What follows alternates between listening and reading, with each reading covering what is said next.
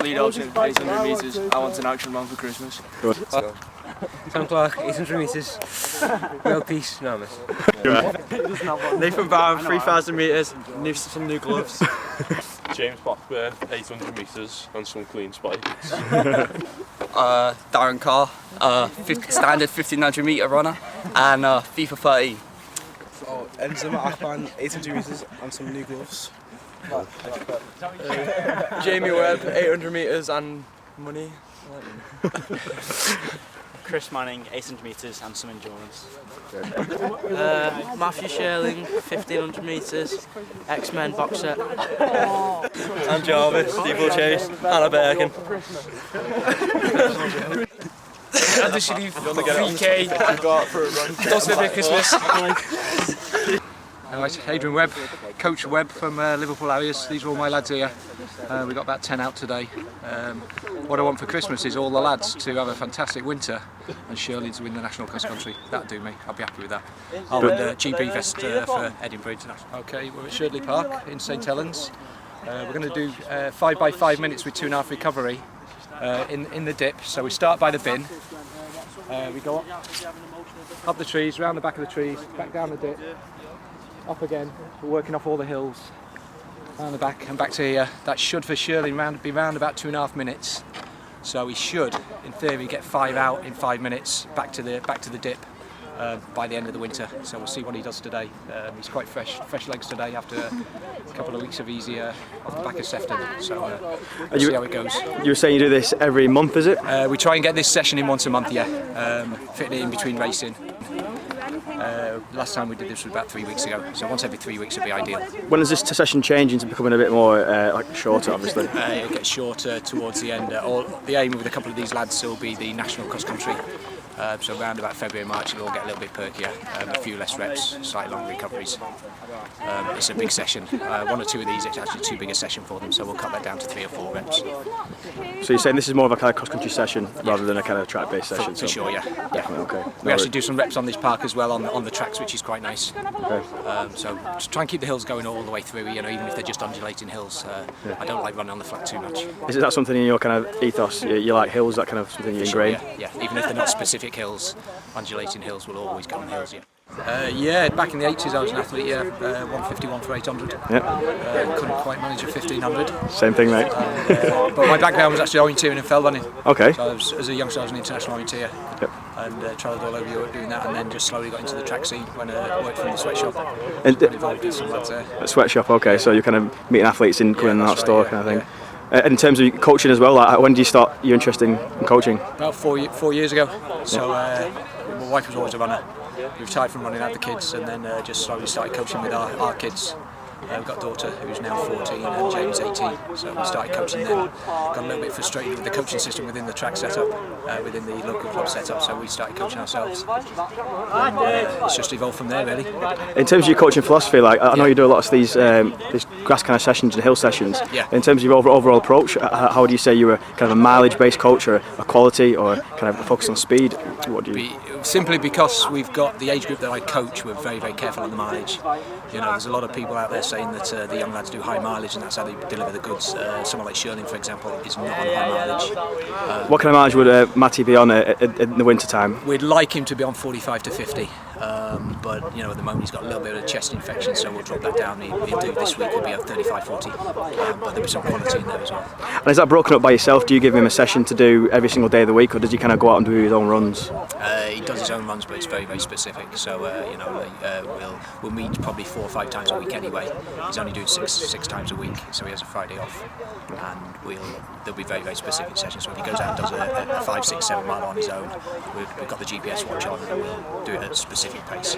In terms of the future, building these athletes up, do you expect to kind of, because obviously they're quite a young group, add things on eventually, like the miles and the weights and the circuit sessions, or do you think it'll be kind of all at once and kind of progress it upwards that way? No, we'll do it bit by bit. I'll move up with the athletes, so I won't always coach younger athletes. So I'll take all of them up. You know, obviously we've got an interest with Matty. He's just started his strength and conditioning, so he does core stability. He does strength and conditioning. He's not hitting the weights just yet. He's doing very, very light strength and conditioning down at Liverpool John Moores University, and we'll increase that as it goes on, and we'll increase his mileage and we'll increase his reps. I know I was speaking to Matty before. He was mentioned St Mary's, and I know you've been saying yourself you wanted to kind of work closely with him, with Craig Wimrow down there maybe. How do you think that's going to play out? Well, we'll suck it and see. He's been down to see Craig quite a few times, and Craig and I get on great, so it will be a good working relationship, and some fantastic guys down there. So it is one of a couple of options that we've got. I don't know how it'll pan out. I'll let you know in 2 years. The other option you were talking about before, which is quite an interesting one, I think, in terms of an athlete house, like a northern athlete house. Yeah, for sure. Something you're kind of pushing, and it'd be good for us to kind of promote that, because I think that's a great idea.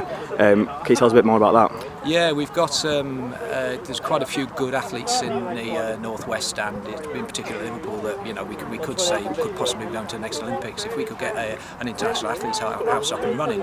We're just in its infancy at the moment, but we need some financial investment, or we need one of the big brands to come in and say, yeah, we can help support that. So anyone watching, yeah, we need give Adrian Webb a call and get this thing sorted out. Yeah, for sure. Yeah, I'm actually in the property business anyway, so I can do the investment side of things. We just need some sort of support from a company that's going to get a lot of feedback from it, because we're going to have international athletes in a house living together. You know, it'll be Shirling, we could possibly have Mello in there, Craig Gunderson, we could have Harry Harper, these sort of people. You know, you've got Harry Harper there who's a 341 runner. Yeah. I think he's going to go 337, 338 this track. We've got a fantastic training group at Liverpool, not just the lads we've seen today, and these guys in the house. You know, they could deliver the goods. That's how we see it.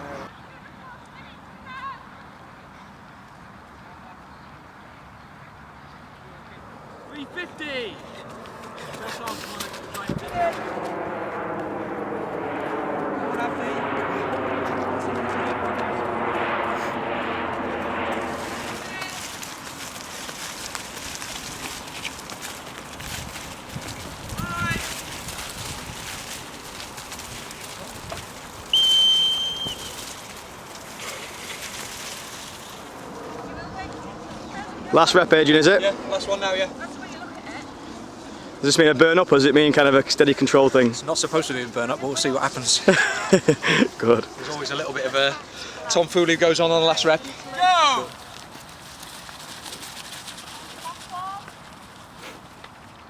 Come on guys, keep it nice and relaxed, that's it.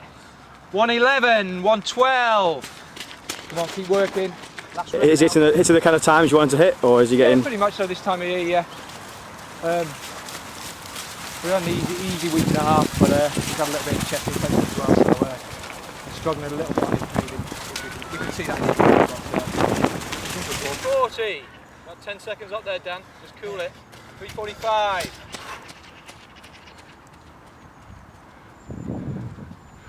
You're on about the same, Matty, 350. That's good, that, Matt. That's it, keep working up the hill.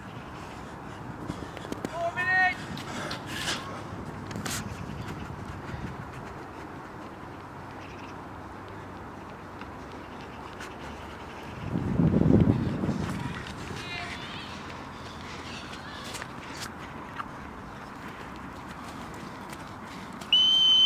The ground's like, it's not the best, like it's quite, like you put your foot down and you're all over the place, but I've not been well and I'm not trained all week, but credit to Dan, he's like in 5-4.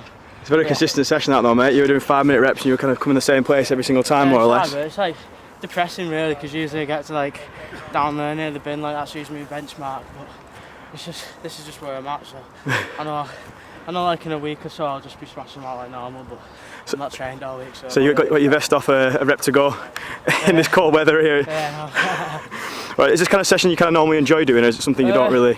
It's not one I dread, to be honest. Like we do all enjoy it, like coming down, and like it's just the way it's set out. No one really has a part like this, so we're quite lucky, and it does benefit us. So yeah, we quite enjoy it. I think like it gives you a chance to get your spikes on and that, and just have a good go at the ends.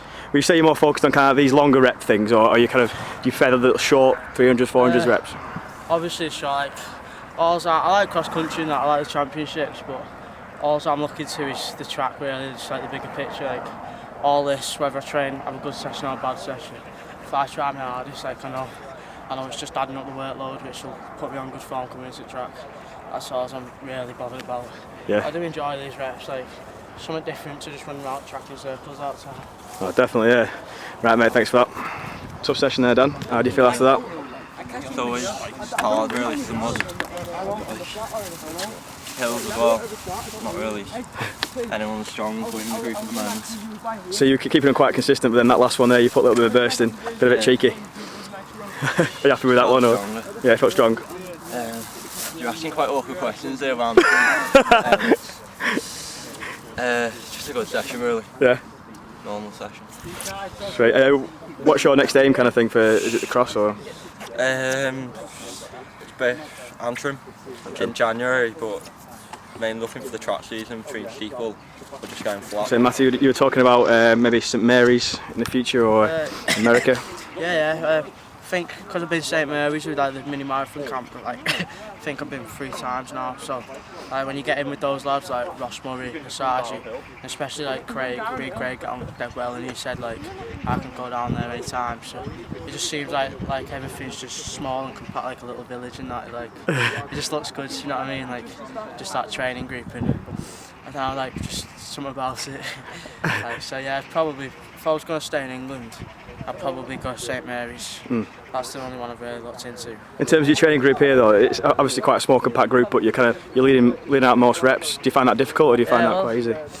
Sometimes when you're on your own, but today, obviously Dan got better than me, so that gives you stuff to work on, or gives you a challenge. But in the shorter reps, you've got Enzema, big black guy, he's huge, and then Jamie, they're both the speed guys. So in say 200s, 300s, I'm not even that far in front. It's just the work rate and that. So I say our group's quite well ranged. We've got everything you need, endurance on my part, speed on their part. So I think it works out quite well altogether. In terms of this sponsorship, have you been discussing that recently? Has anything happened with that at all? Or? Oh yeah, it's all sorted now. So yeah. What's the situation with that? Well, basically we've been talking for a while, it's a secret and that, but as soon as it's all been official, last week, I can just come public about it. So yeah, I'm sponsored by Nike basically. Nike. Everyone's coming Nike just for a little tribute to Nike, I suppose. Congratulations, mate. That's a good one. Nice one. All right, pal. Thanks for that.